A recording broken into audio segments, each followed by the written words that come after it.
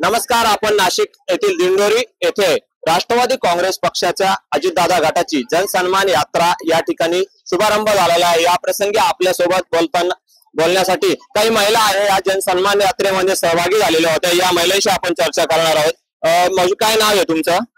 जयश्री ईश्वर उगले। आपण या जनसन्मान यात्रेला आला होता, काय वाटतं तुम्हाला?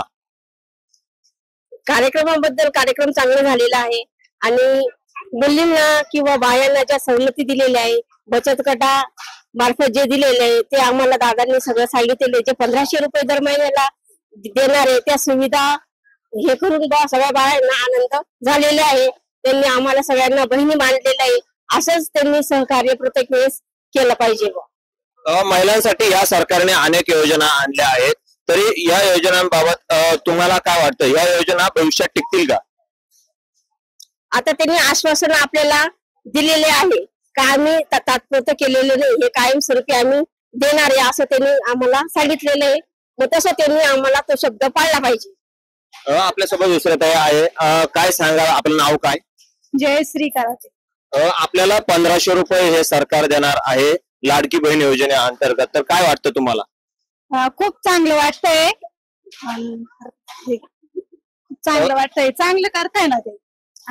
या योजना भविष्यामध्ये चालल्या पाहिजे का, काय वाटतं? मग चालल्या पाहिजे ना, कायम चालल्या पाहिजे। आपल्यासोबत दुसऱ्या ताई आहे, आपण अजितदादा यांच्या जनसन्मान यात्रेमध्ये आला आहोत। खरंच सामान्य माणसाचा या यात्रेच्या माध्यमातून सन्मान होतोय का? हो, सन्मान होतोय आणि गरिबांसाठी, गरीब महिलांसाठी तर हे खूप छान आहे, कारण कष्ट करणारी महिला आज व्यवस्थितपणे घर सांभाळू शकते त्या मदतीने। 1500 रुपयाची मदत करताय सर अजितदादा।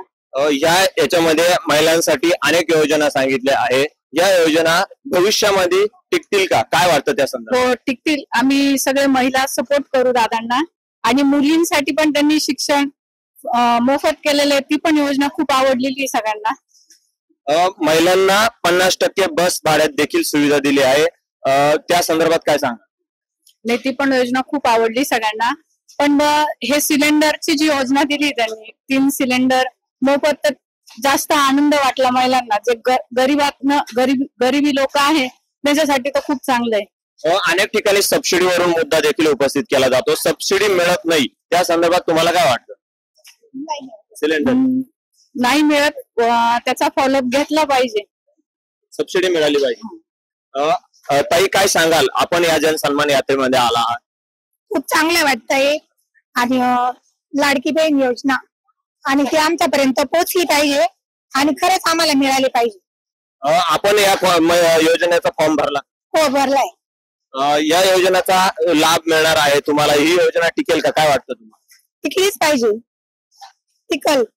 सपोर्ट करू आम्ही, सपोर्ट करू ना दादांना, माझ्या बचत गटातल्या महिला पण, आम्ही सर्व। आपल्यासोबत दुसऱ्या महिला आहे, आजी, तुम्हाला बस भाड्यामध्ये मोफत दिले आहे, तसेच आपल्याला पेन्शन देखील दिले आहे, काय वाटतं तुम्हाला? हो सर, आम्हाला बस भाडं फ्री आहे आणि पेन्शन वगैरे अजून माझं कुठेही झालेलं नाही। पेन्शन नाही, मी त्याचा लाभ घेतलेलाच नाही, तर मी होकार कसा देणार त्याच्यासाठी?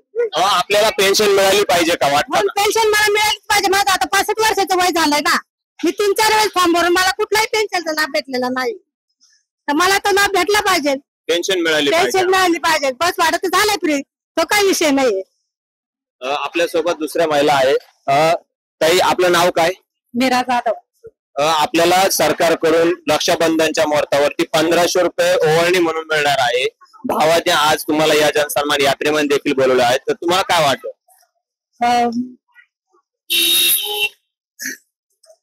दिले तर चांगलंच आहे ना। हे पैसे भेटतील का, तुम्हाला काय वाटतं? भेटले पाहिजे, तर आमची इच्छा आहे, भेटले पाहिजे। हो, आपल्याला सिलेंडरचा 3 सिलेंडर देखील मोफत दिले आहे, तरी काय वाटतं त्या संदर्भात? ते सिलेंडर आम्हाला प्रत्येक वर्षाला भेटले पाहिजे, अशी आमची इच्छा आहे।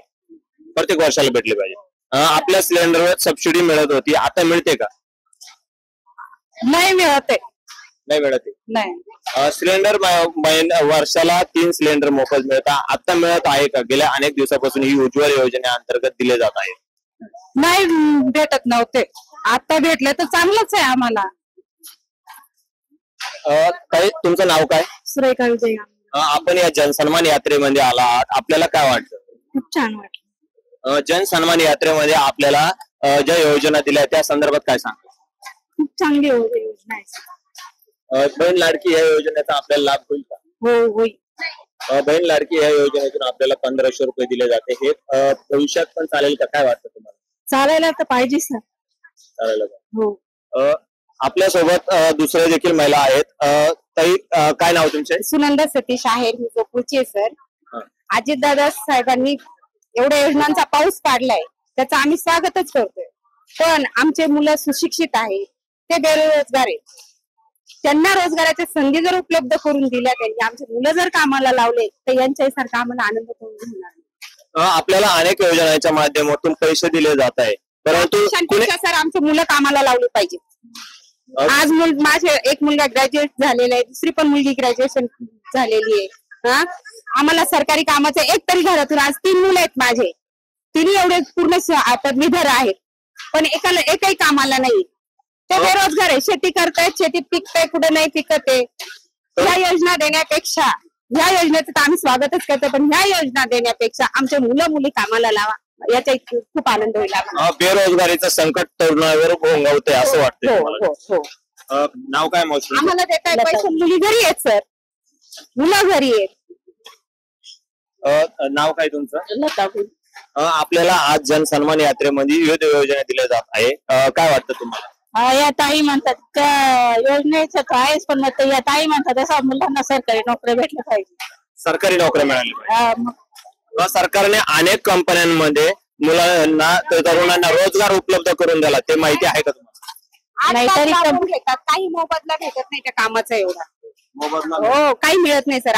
8 घंटे ड्युटी करून घेतात त्यांच्याकडून, लागल तर सर काम करून घेतात. शिकलेले मुलं आहेत, त्यांना काम होत नाही तर काढून टाकतात. 1 दिवस जातात तर 4 दिवस सोडून देतात. आपल्या सोबत दुसऱ्या महिला आहे, आपण त्यांच्याशी चर्चा करणार. ताई, काय नाव तुमचं? शीतल युगले जोकोळी.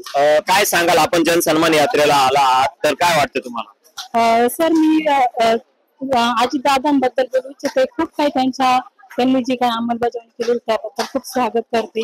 त्यांनी मुलींच्या, स्त्रियांच्या बाबतीत जो काही विचार केलेला आहे तो खूपच छान आहे.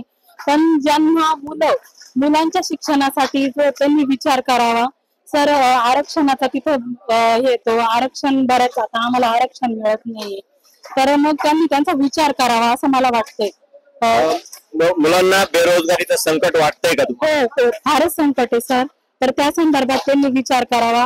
शिक्षणासाठी जर बोलला ना सर, तर मुलींसाठी मोफत जे दिलेले, पण आम्ही गरीब जे कुटुंब आहे त्यांनी मुलांच्या शिक्षणासाठी कसं करावं?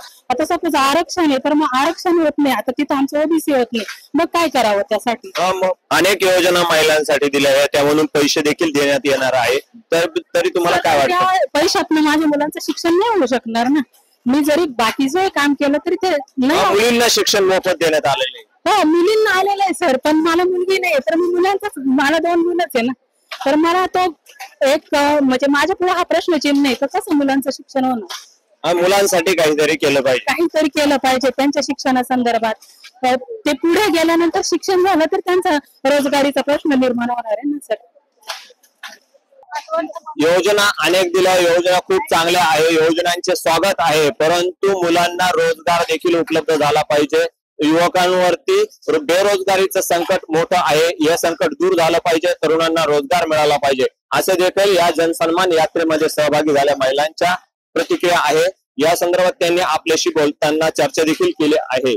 अमोल जाधव, नवराष्ट्र, नाशिक.